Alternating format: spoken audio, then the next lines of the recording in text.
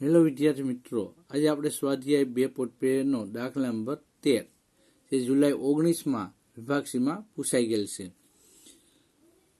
એક શાળાના વિદ્યાર્થીઓમાંથી 10 વિદ્યાર્થીઓનો નિર્દેશ લઈ તેમની ઊંચાઈ સેમીમાં x અને વજન કિલોગ્રામ y માહિતી પરથી નીચેની વિગતો મળેલ છે.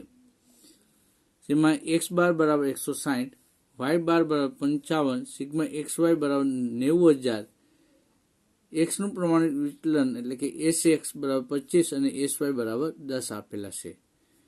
અહીં n આપેલ નથી, પણ અહીં n આપણને અહીંથી મળી જાય 10 વિદ્યાર્થી એવો શબ્દનો ઉલ્લેખ કરેલ છે, તો અહીં 10 એટલે n બરાબર 10.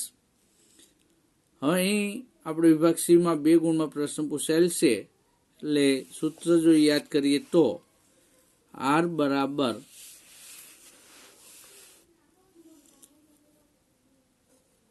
બરાબર sigma xy minus n into x bar into y bar upon n into sx into sy આવું આપણે લખી શકીએ.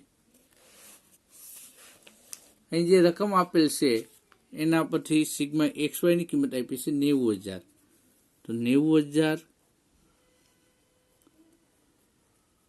માઇનસ n બરાબર 10, x બારની કિંમત 160 અને y બારની કિંમત 55. અહીં n બરાબર 10, sx ની કિંમત આપી છે 25 અને sy ની કિંમત આપેલ છે 10. 90,000